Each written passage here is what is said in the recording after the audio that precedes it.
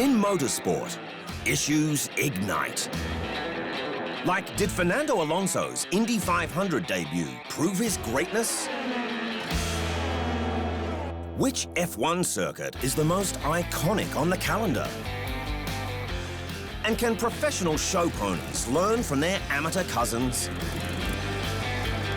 It's our motorsport episode here on The Burning Issue.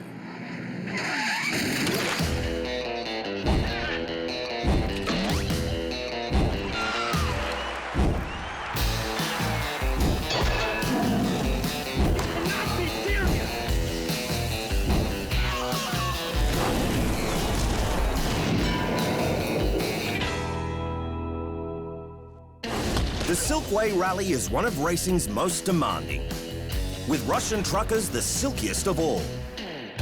Can the competition hope to match them?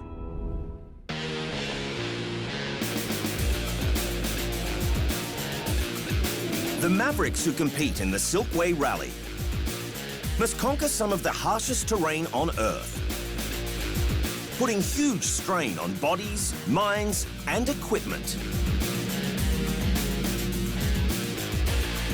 It has stunning vistas from parched deserts to alpine regions, boasting incredible wildlife and intriguing culture along the way.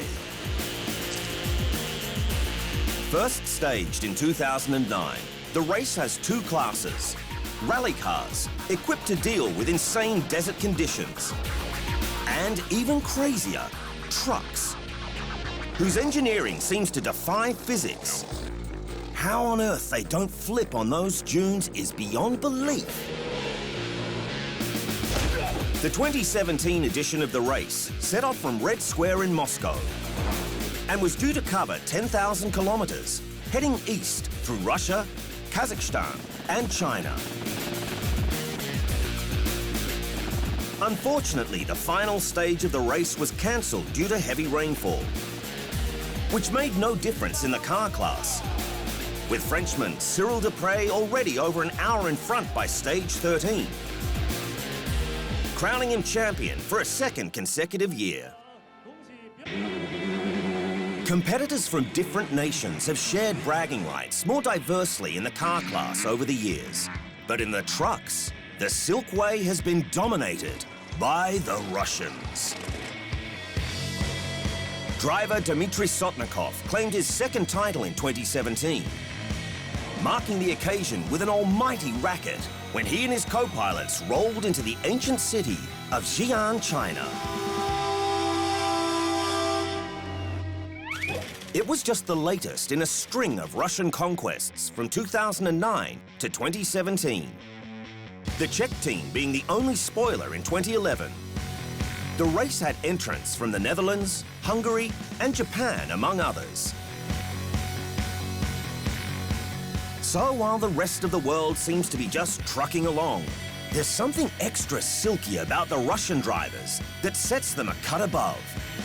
When considering the Silkway Rally is one of the toughest races on the planet, that deserves truckloads of respect. Up next, of all the great F1 circuits on the calendar, which is the most iconic?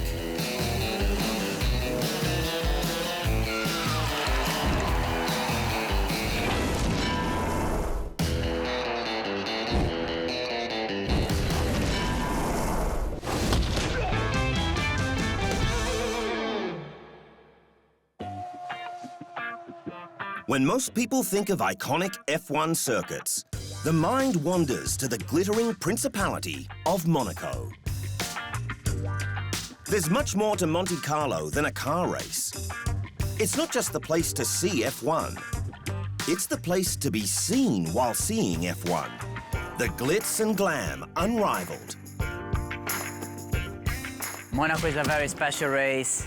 Everybody's enjoying, relax in the boats, but also having fun during the whole weekend. Which can be a problem for the drivers.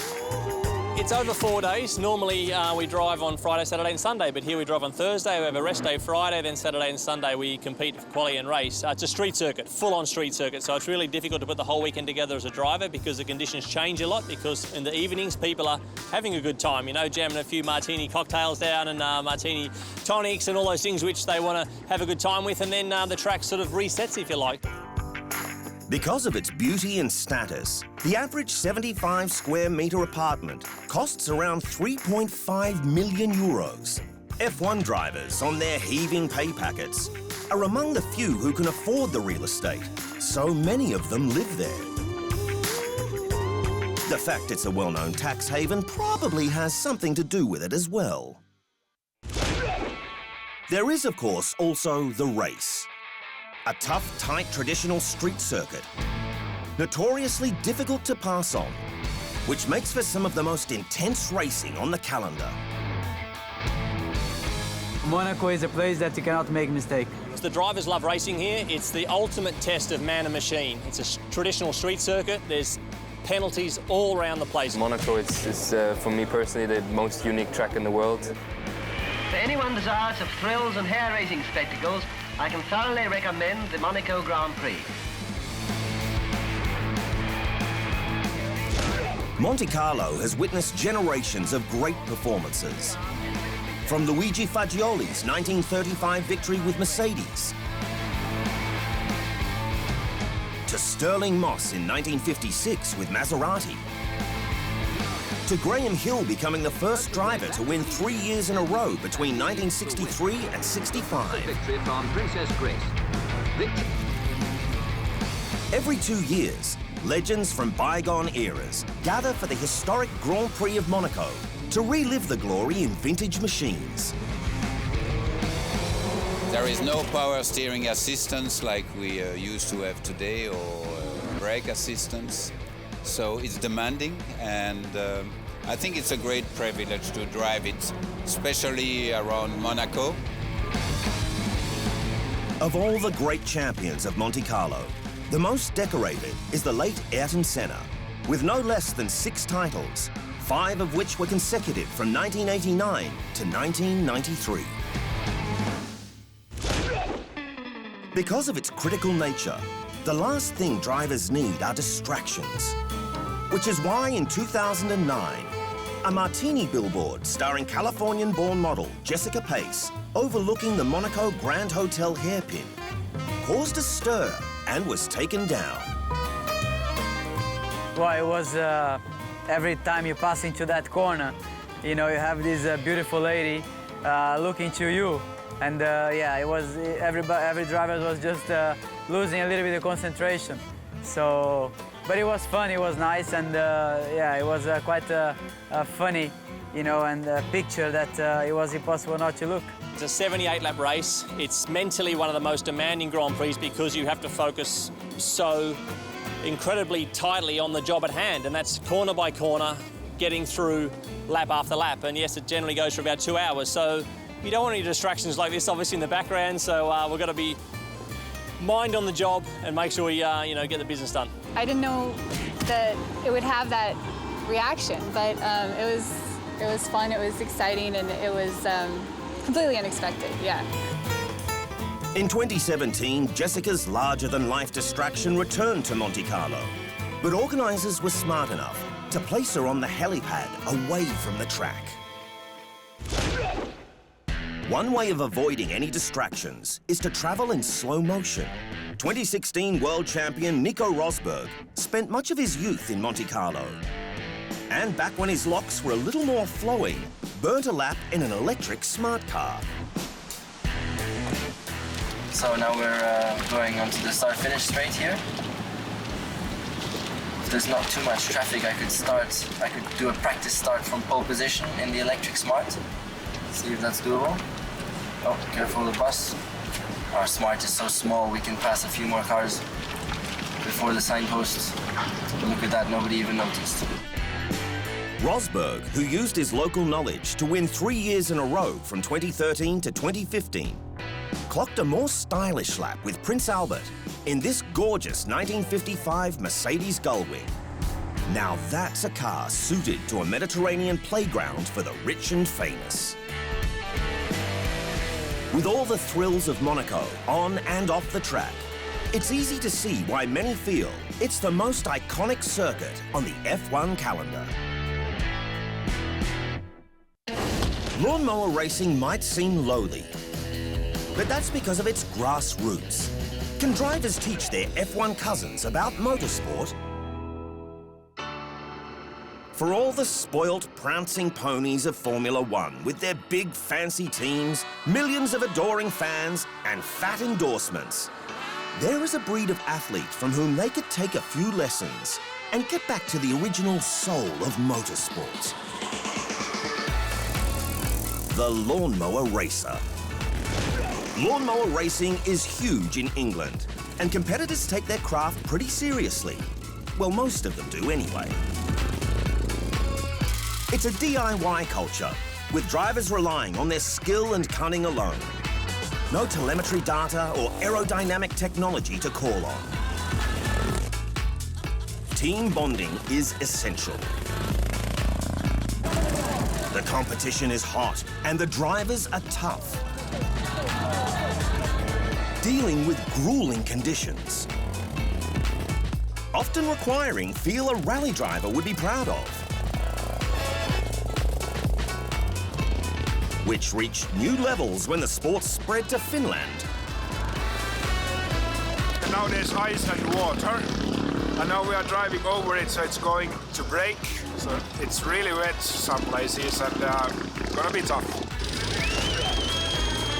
In 2017, at the annual 12-hour endurance race in the English village of Five Oaks, West Sussex, drivers were pushed to the limit.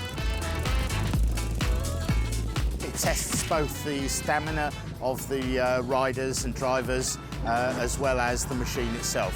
It's 12 hours long, starts at 8 o'clock at night and goes on till 8 o'clock in the morning. So 3/4 of the race is actually in darkness. So that presents another challenge with lights on the mowers. The circuit isn't lit other than by the lights of the mowers. Darren Daz Whitehead of Team Northerners Kick Grass took bragging rights. The conditions were really power slapping. You never got a rest. The track was brutal. Looks like Daz wasn't exaggerating there. It's got the thrills, but none of the frills of F1, and that's a good thing. These lawnmower races are, dare we say it, grassroots, and they could teach their fancy cousins a thing or two about motorsport. After the break, Fernando Alonso's debut at the Indy 500 ruffled feathers. But does it prove his greatness?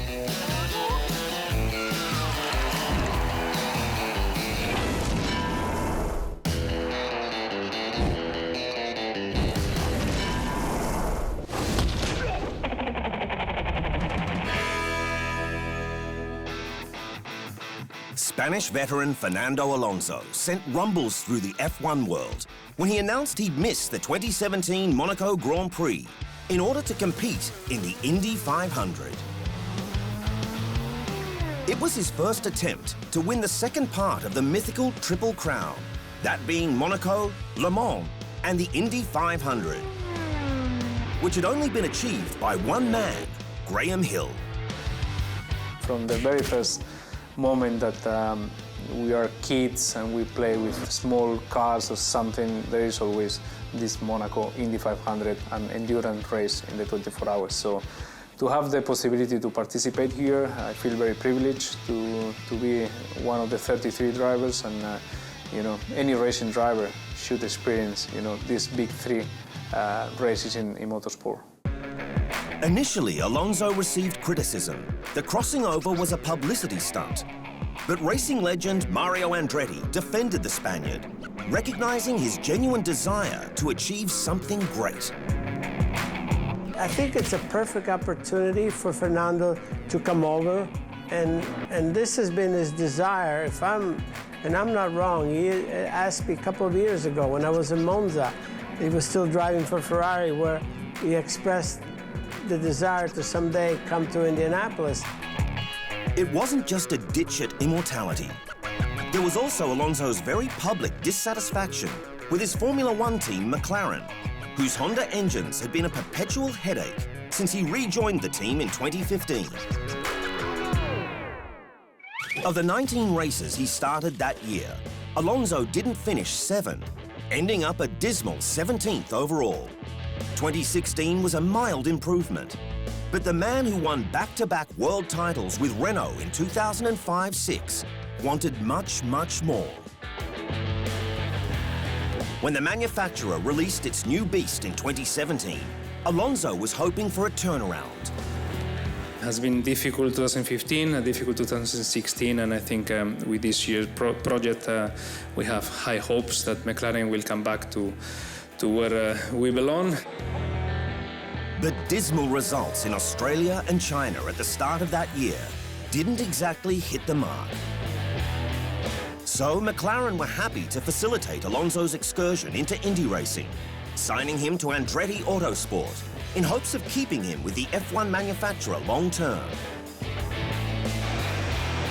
Pascal Wehrlein was no doubt spewing with the deal when Jenson Button came out of retirement to cover for Alonso in Monaco and crashed into the German, forcing him to retire. Alonso has been accused of being an arrogant git at times. Say what you will about him, though.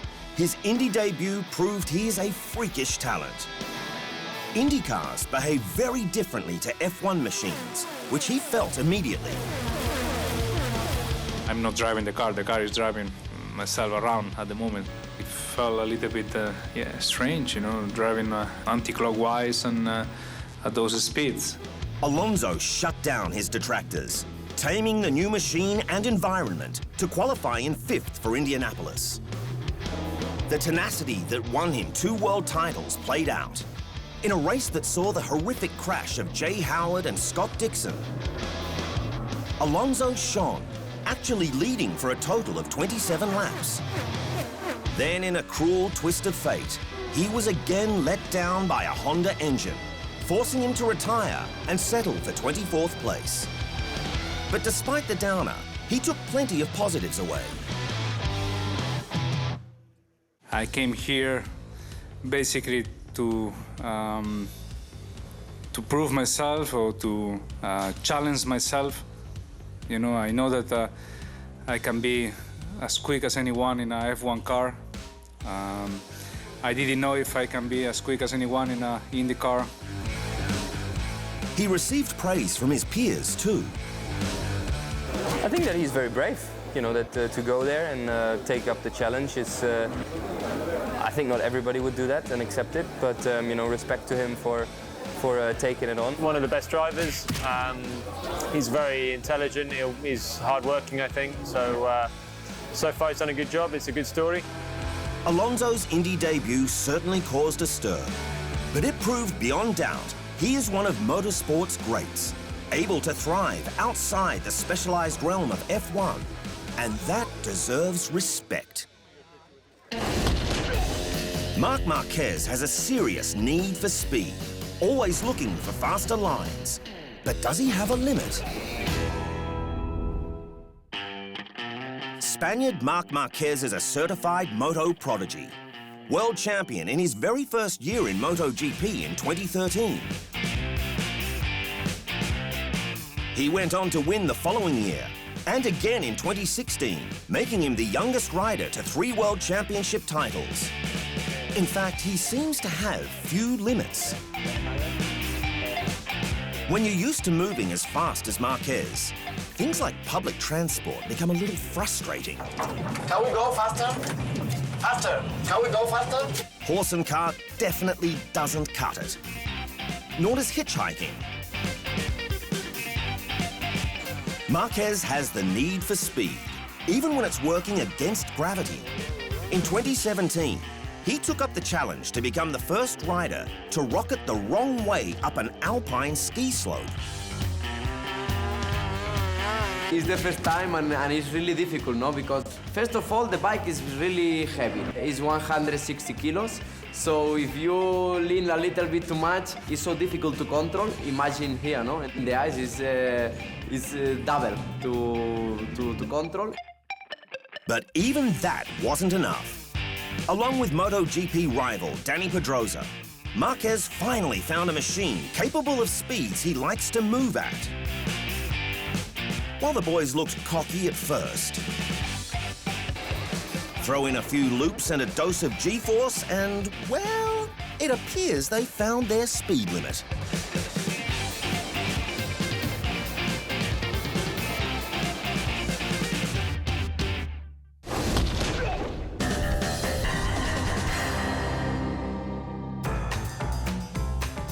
Racing can be a dog-eat-dog sport. But there's one IndyCar driver known for having more friends than most. Brazilian nice guy, Tony Kanaan. When Formula One legend Rubens Barrichello made the transition into IndyCar racing, Kanaan was there to welcome him. It's a long-time friend. It's a brother, actually, I would say, and I think it's a huge addition, not just for the team, but for IndyCar, for the reputation of IndyCar. And Barrichello returned the feels for Kanaan. I treat him as my younger brother. But in 2017, at the Rain Guard 600 in Texas, Tony demonstrated a surefire way to lose friends when he drifted into James Hinchcliffe on lap 153, causing a chain reaction that took out 8 other drivers in one of the most expensive bingles in the race's history. Kanaan actually survived the carnage and went on to claim second, much to the dismay of those he'd wiped out. After the race, he admitted, "I guess I don't have a lot of friends out there." Kanaan still had one friend, eventual winner Will Power. Although Will might have scared even Tony off with that celebration. Cool your jets, mate.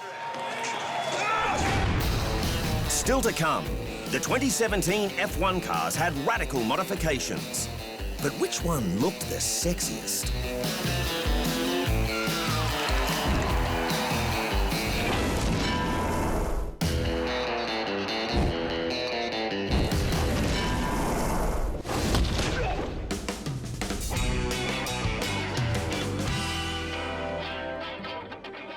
When new F1 cars are released, fans buzz on the modifications lab techs have dreamed up to make the machines go faster.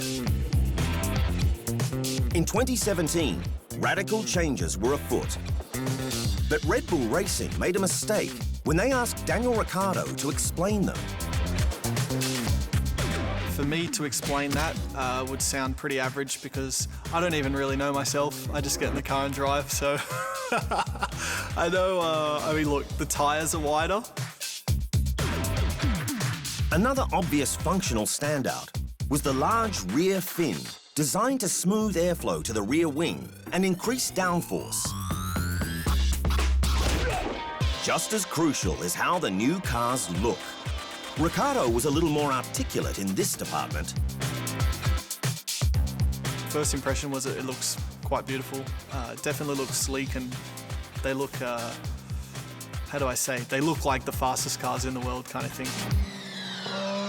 He's got a fair point. The 2017 Red Bull Beast did look pretty cool, with its matte colour finish. There was something strikingly similar about the new Toro Rosso car, but we won't go there. Both manufacturers looked a darn sight better than the Mercedes machines.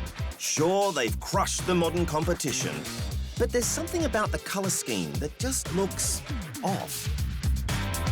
Valtteri Bottas begged to differ.